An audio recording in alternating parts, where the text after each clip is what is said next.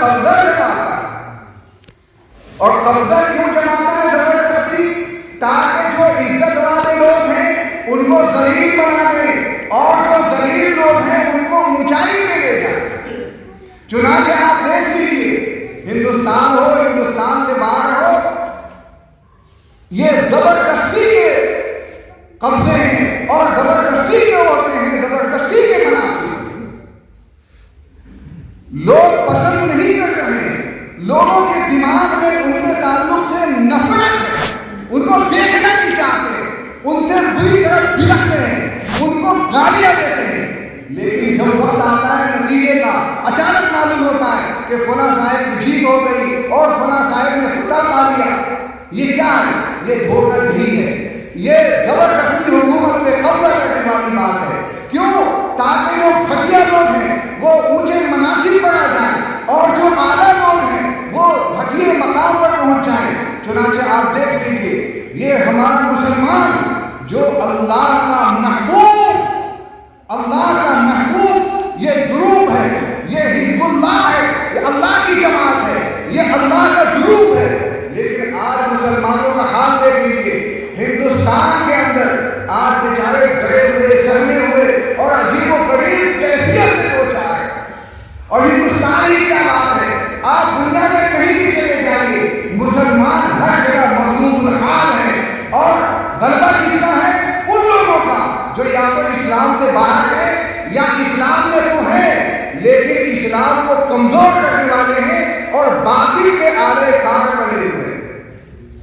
مسلمان اس وقت ذلیل ہیں، اور جو لوگ ذلیل تھے، جو لوگ گندی چیزیں کھانے والے تھے، جن کا باطل گندا ہے، جن کا دماغ گندا ہے، وہ لوگ آج عہدوں پر براجمان ہیں. بڑے بڑے عہدے اور بڑے بڑے پاور اور بڑی بڑی طاقتیں ان کے ہاتھ میں. ملعون ہیں یہ لوگ، ملعون ہیں. حضور علیہ السلام فرماتے ہیں ایسے لوگوں پر میں لعنت بھیجتا ہوں، اللہ تعالیٰ بھی ایسے لوگوں پر لعنت بھیجتا ہے. آپ سعودی عرب کو دیکھ لیجیے، وہاں بھی سلمان جو اس وقت ولی عہد ہے، بادشاہ کا بیٹا ہے، نائب بادشاہ ہے، اس کا اصل نام تو محمد ہے. محمد کا معنی آتا ہے قابل تعریف، لیکن وہ آدمی اتنا بڑا بدنصیب ہے کہ مجھے اس کا نام لیتے ہوئے حیا آتی ہے، اس کا نام لینا نہیں چاہتا. اسی لیے جب بھی بولنا ہوتا ہے تو میں ابن سلمان بولتا ہوں، محمد کبھی نہیں بولتا. سعودی عرب کا حاکم ہے، حرمین شریف ہے، اس کی نگرانی میں ہے، وحی کی سرزمین ہے. لیکن آپ اس زمین، اس مملکت کو دیکھیے کہ وہ حدیثوں کا انکار کرتا ہے. اس نے مدینے کے اندر اور مکے میں سینما لگا دیے اور شراب کے اڈے اس نے سرزمین وحی کے اندر قائم کیے. آپ دیکھیے اسلامی تعلیمات کی وہ دھجیاں ہونے والی ہیں، الامان والحفیظ. یہ کون لوگ ہیں؟ یہ وہی لوگ ہیں جن پر اللہ کے رسول نے لعنت فرمائی. المتسلل بالجبروت لیعز من اعزہ اللہ، لیعز من اذلہ اللہ ویعز من اذلہ اللہ. یہ تیسرا آدمی تھا جس نے کہ حضور علیہ السلام نے لعنت فرمائی. چوتھا آدمی والمستحیل لحرم اللہ، چوتھا نصیب وہ ہے جو اللہ کے حرم کو حلال کرتا ہے. اللہ نے جن چیزوں کو حرام کیا تھا اس نے وہ حلال کرتا ہے. آپ دیکھ لیجیے، لوگ عمرے کو جاتے ہیں، لوگ حج کو جاتے ہیں، اتنے پیسے لگا کر لاکھوں لاکھ روپے اکٹھے کیے اور لاکھوں لاکھ جمع کیے اور پتہ نہیں کیسے کیسے اکٹھے کیے. لیکن وہاں جانے کے بعد حرم شریف میں نماز پڑھ رہا ہوں، یہ دیکھو یہ میرا فوٹو ہے، میں طواف کر رہا ہوں، یہ دیکھو میرا فوٹو ہے، اور میں اس وقت سعی بین الصفا والمروہ کر رہا ہوں، یہ دیکھو میرا فوٹو ہے. خانہ کعبہ کے اندر یعنی طواف کر رہا ہے، وہ نماز پڑھ رہا ہے اور وہاں جانے کے بعد بھی فوٹو بازی سے باہر نہیں آ رہا ہے.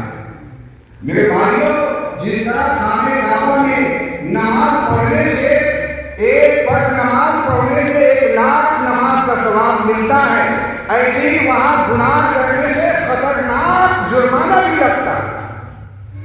ایک نماز کا اگر بہت بڑا انعام ہے تو ایک گناہ کی بہت بڑی سزا بھی ہے۔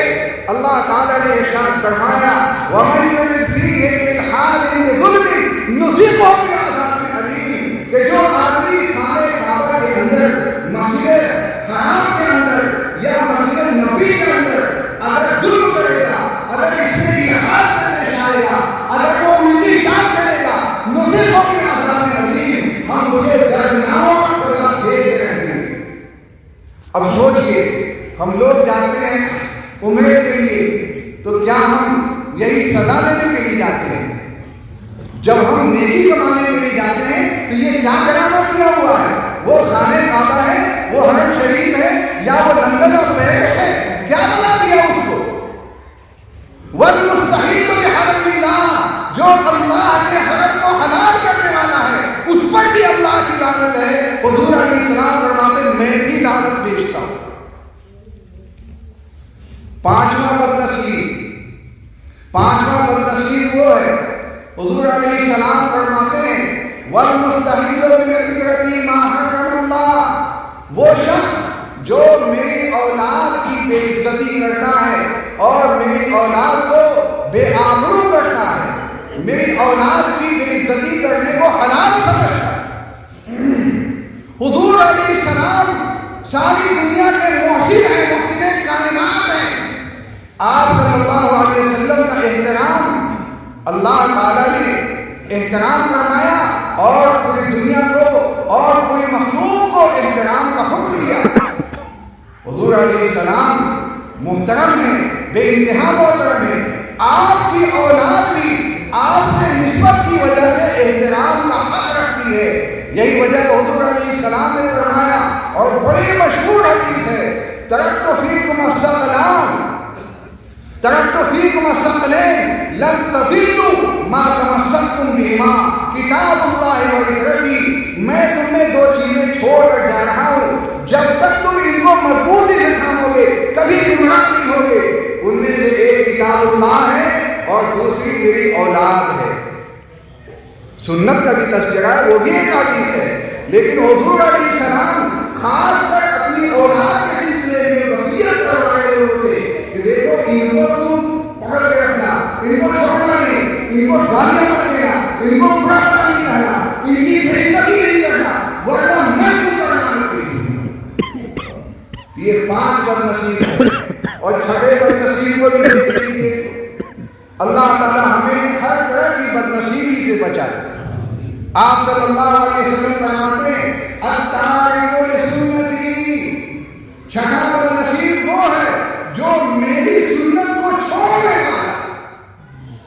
یہاں ماشاءاللہ بہت بڑا مجمع ہے اور بڑی سنجیدہ سماعت یہاں موجود ہے اور بڑی توجہ کے ساتھ علماء کی باتیں سن رہے ہیں۔ ہم لوگ آپ دیکھیں، غور کریں، کیا ہم حضور علیہ السلام کی سنت پر عمل کرنے والے ہیں یا ان کی سنت کو چھوڑنے والے؟ حضور علیہ السلام کی سنت چھوڑنے والا ملعون ہے۔ ہم لوگ یہ سمجھتے ہیں کہ سنت بڑی چھوڑنے کی چیز ہوتی ہے۔ ایک عجیب قسم کا واقعہ پیش آیا۔ میں بمبئی کے اندر ایک مسجد میں تھا تو ایک صاحب تلاوت کر رہے تھے کلام پاک کی، رمضان کا مہینہ تھا۔ ایک صاحب میرے پاس آئے، پوچھنے لگے کہ مولانا یہ جو تراویح کی نماز ہے یہ فرض ہے کہ سنت ہے کہ مستحب ہے، کیا ہے؟ میں نے کہا کہ یہ سنت ہے۔ تو وہ جو صاحب کلام پاک کی تلاوت کر رہے تھے اچانک انہوں نے کلام پاک بند کیا اور کہنے لگے مولانا تراویح سنت ہے؟ میں نے کہا ہاں سنت مؤکدہ ہے۔ وہ کہنے لگے پہلے کیوں نہیں بتایا؟ میں تو اب تک جو پڑھ رہا تھا تراویح کی نماز پابندی سے آتا تھا، فرض سمجھ کے آتا تھا، آج پتا چلا کہ یہ سنت ہے۔